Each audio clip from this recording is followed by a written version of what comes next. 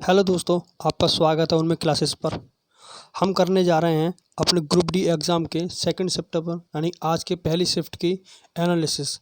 ठीक है, चलिए बिना किसी देरी के शुरू करते हैं हम अपनी एनालिसिस। देखिए पहला क्वेश्चन क्या है कि कर्मकांड तथा जादू टोना का संबंध किस वेद से है। ठीक है, किस वेद से दे रखा है तो अथर्ववेद से है। किससे है ये? अथर्ववेद से। तो डीआरडीओ और किस आईआईटी ने मिलकर फ्रीक्वेंसी ट्रांसमिशन को विकसित करने के लिए समझौता किया था? तो किसने किया था ये? आईआईटी रुड़की ने। किसने किया था? आईआईटी रुड़की ने।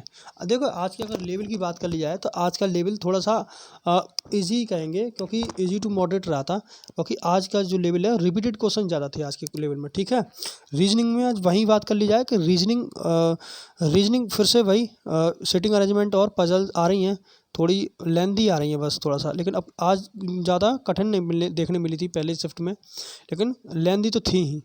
मैथ का तो आपको लेवल मालूम ही चल गया होगा कि मैथ का लेवल नॉर्मली कैलकुलेटिव ही है हल्का सा, और फॉर्मूला बेस ही है। ठीक है, चलिए आगे बात कर लेते हैं हम कि पंचायतों का गठन कितने वर्षों के लिए होता है तो 5 वर्षों के लिए। आज के क्वेश्चन कुछ इजी लग रहे होंगे। देखो एक क्वेश्चन ये भी था, अजीब सा क्वेश्चन है, हालांकि ये भी पूछ सकता था कि मानव ऊतक और जो वनस्पति ऊतक उनमें क्या डिफरेंस होता है। ठीक है, लेकिन लेकिन उन्होंने पूछा क्या कि मानव की गाल और प्याज की छिलके के बारे में कौन सा ये कथन सही है। तो कौन सा कथन सही है? ये सही है कि प्याज के छिलके में कोशिका वृत्ति पाई जाती है और मानव की गाल में नहीं पाई जाती है। ठीक है, अगर इस तरीके कोई आंसर होगा तो वो सही माना जाएगा, और बच्चे बता रहे थे कि इस तरीके का कोई आंसर दे भी रखा था। ठीक है, उष्ण कटिबंधीय पर्णपाती वनों में कितने सेंटीमीटर वर्षा होती है तो 70 सेंटीमीटर से अधिक। ये ऑप्शन दे रखा था, ये ऑप्शन सही होगा इसमें। देखिए भारत और श्रीलंका को कौन अलग करता है तो पाक जल डमरू मंडल। कौन? पाक जल डमरू मंडल अलग करता है ये। ठीक है, ये हमारा इंडिया और ये श्रीलंका है, तो इस वाली जो जगह को इसे पाक जल डमरू मंडल बोलते हैं। ठीक है, पाक चलिए बात करते हैं आगे कि यदि सरकार की आय उसके खर्च से कम हो तो उसे क्या बोलते हैं। देखो भाई, आय तो कम है, इनकम कम है, उसके एक्सपेंडिचर ज़्यादा हैं, तो क्या होगा भाई? डेफिसिट होगा, यानी कि राजकोषीय घाटा। राजकोषीय घाटा। चलें आगे देखते क्या है कि प्रधानमंत्री जन धन योजना की बीमा राशि। आज तो बस मज़े ही आ गए आज वालों के, तो काफ़ी इजी है ये मामला। देखो 30,000 रुपये जन धन योजना की बीमा राशि कितनी है? 30,000 रुपये। भारत का सबसे बड़ा कानून अधिकारी बताए, कितना इजी क्वेश्चन है भारत का? महान्यायवादी, attorney general of India. Attorney general of India, सही है। नाबार्ड और एडोब ने कोई 2022 में कोई समझौता किया था, ऑप्शन नहीं मिल पाया इसके क्या है तो, लेकिन ये भी बहुत ज़्यादा कठिन नहीं लग रहा, अगर पढ़ा होगा तो आराम से याद भी आ जाएगा। चलिए देखो कल पूछा था हाइब्रिड टाइप का F2 फिनोटाइप, तो उसमें था 9:3:3:1 था। आज क्या पूछ लिया है? आज पूछ लिया है कि मोनो हाइब्रिड का F2 फिनोटाइप का अनुपात, तो ये है 1:2:1। सही है, आप याद रखें। चलिए देखो मौलिक कर्तव्य कल भी पूछा था, आज भी पूछ रहे हैं और आगे भी पूछता रहेगा। कल पूछा था कि किसकी अनुशंसा पर जोड़े गए थे, और आज पूछ लिया है कि 86वें संशोधन में कौन सा मौलिक कर्तव्य जोड़ा गया था तो 11वां, जो शिक्षा का अधिकार से रिलेटेड था। किससे? शिक्षा का। अब हो सकता है कि इसकी लैंग्वेज घुमा दे कि शिक्षा का अधिकार का मौलिक कर्तव्य कौन से संविधान संशोधन में जोड़ा गया था, तो वो 86वें, इस तरीके से पूछ सकता है। ठीक है, आपको ये भी ध्यान रखना है। छोटा नागपुर पठार कौन सी नदी निकलती है तो दामोदर नदी। दामोदर नदी को कहाँ का शोक माना जाता है? बंगाल का। कहाँ का? बंगाल का शोक कहा जाता है। सही है। तमिल भाषा को शास्त्रीय भाषा के रूप में कब जोड़ा गया? 2004 में। देखो ये भी बड़ा हॉट टॉपिक है इसका कि शास्त्रीय भाषाएं कितनी हैं, कब जोड़ा गया। अभी लेटेस्ट उड़ीसा या उड़िया भाषा जुड़ी है, तो देख लेना उसे, 2014 है शायद इसका। ठीक है, अब देख लेने से ये भी आ सकती है अगर आए तो। ठीक है, प्रार्थना समाज की स्थापना किसने की थी? तो भाई ये तो बहुत इजी हो गया बच्चों के लिए, ये तो अक्सर याद रहता है, एसएससी वालों का तो फेवरेट था ये, रेलवे वालों ने दे चुके, आत्माराम पांडुरंग ने। देखो एक क्वेश्चन ये था, कितना घुमा के दे रहे हैं ये, थोड़ा सा घुमा के दिया, ज़्यादा घुमा के नहीं दिया है, कि दोपहर के समय सूर्य की किरणें हमें सफ़ेद दिखाई देती हैं। क्यों? क्योंकि इस समय सूरज हमारे ठीक ऊपर होता है, तो इस समय जो सूरज का प्रकिरण होता है ना, वो सबसे कम होता है, फैलाव नहीं हो पाता किरणों का, सीधे हमारे ऊपर आती हैं, तो इसका प्रकिरण सबसे कम होता है, इसलिए सफ़ेद दिखाई देती हैं। वैसे सूर्य का प्रकाश श्वेत प्रकाश में आता है। ठीक है, श्वेत प्रकाश बोलते हैं सूर्य प्रकाश को। प्रकाश के अपवर्तन की प्रक्रिया में कौन कौन एक ही अक्ष या एक ही तल पर उपस्थित होते हैं? तो आपतन बिंदु और अपवर्तन बिंदु दोनों क्या होते हैं? एक ही तल पर होते हैं। ये अक्ष है, नॉर्मल है। ये हमारा अगर आपतन बिंदु है यहाँ, तो यही पॉइंट है यहाँ पर, और यहाँ से अपवर्तन बिंदु यही पॉइंट, ठीक है। यहाँ पर ये दोनों एक ही तल में है नहीं है। रेफ्रेक्टिव, ये इंसिडेंट रे है और हमारी ये रेफ्रेक्टिव रे, ठीक है। चलिए, यदि किसी वस्तु को अवतल दर्पण की फोकस पर रखा जाए, ये इसका वक्रता केंद्र, ये फोकस है, फोकस पर रखा जाए तो उसका प्रतिबिंब कहाँ बनेगा? तो उसका प्रतिबिंब कहाँ बनेगा बताओ। और ये भी यहाँ से वक्रता केंद्र से होते हुए निकलेगी रे, तो ये कैसे? तो ये बनेगा अनंत पर। कहाँ बनेगा? अनंत पर कहीं बनेगा जाके इसका, ठीक है। चलिए बात करते हैं हम अपने अगले क्वेश्चन की, ठीक है। हम पे बनेगा अनंत पर। 3 प्रतिरोध दे रखे थे, देखो ये तो कल भी आया था, कल थोड़े टफ थे, आज बहुत ईजी है। 2 क्वेश्चन है एज इट इज और दोनों ही बहुत ईजी हैं, ठीक है। इसे बोला समांतर क्रम में जोड़ा गया है। तो कैसे जोड़ते हैं समांतर क्रम में, आपको पता ही है। कल 2-2 वाले थे, आज 3-3 वाले, बस इतना डिफरेंस है। लेकिन आज जो है थोड़ा सा फिर भी ईजी कहेंगे इसे आज का, क्योंकि कल 2-2 3-3 बार में स्टेप में सॉल्व हो रहे थे। ये बस यहाँ पे 10 रखो, यहाँ 15 और यहाँ 30, आपका आंसर आ जाएगा।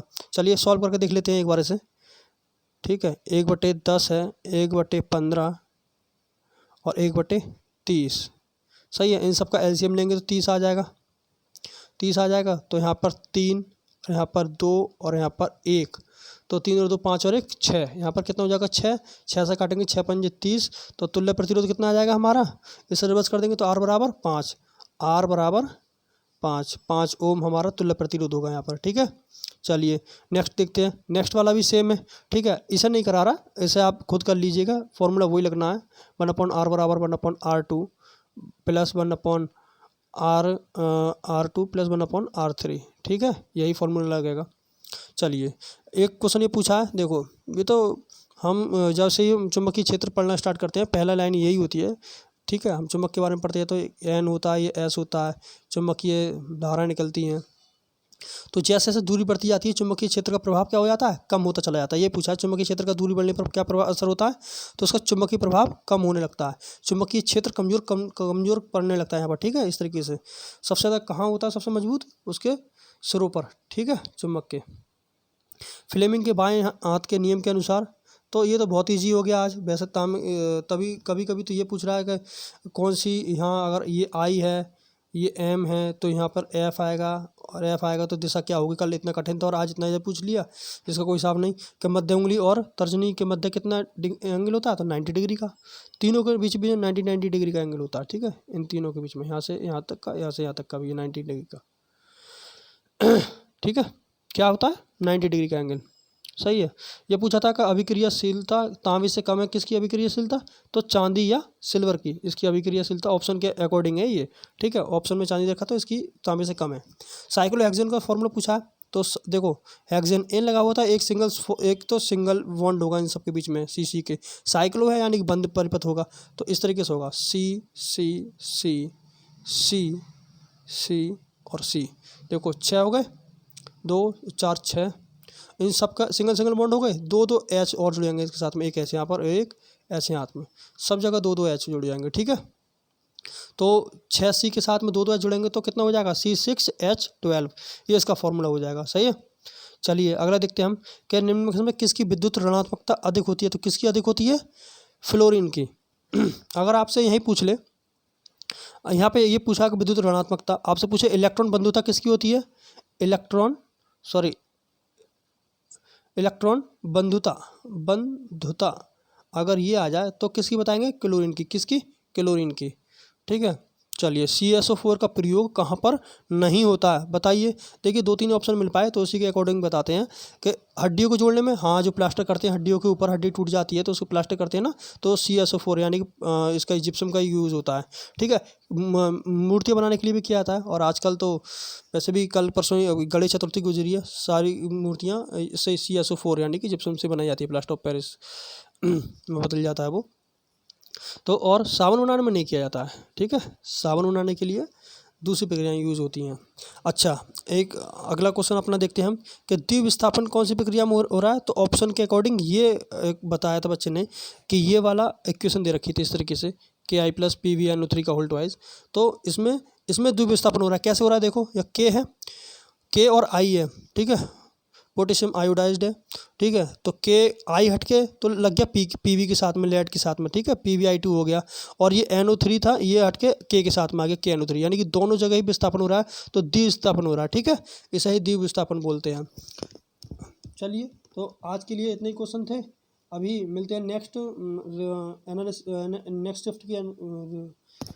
शिफ्ट के एनालिसिस के साथ में, ठीक है। देखो, आज का पेपर काफ़ी सही रहा, वैसे बहुत ज़्यादा टफ नहीं बोलेंगे इसे। तो रीजनिंग और मैथ ही ऐसी टाइम टेकिंग है। खासकर रीजनिंग थोड़ा टाइम ज़्यादा ले रही है, कुछ सवाल ज़्यादा ले रहे हैं, 5 7 से लेकर 9 सवाल ऐसे आ रहे हैं जो थोड़ा टाइम ज़्यादा ले रहे हैं। लेकिन आज GS वालों की काफ़ी मौज आई है। ठीक है। एक कोई लक्ष्य सेन करके था, उन्होंने कौन सा मेडल जीता था। तो उन्होंने जीता था सिल्वर मेडल, ठीक है। वो सवाल लिखना भूल गए यहाँ पर। तो सिल्वर मेडल जीता था उन्होंने, ठीक है। ये करंट का सवाल था, ठीक है। तो देख लीजिएगा आप, ठीक है।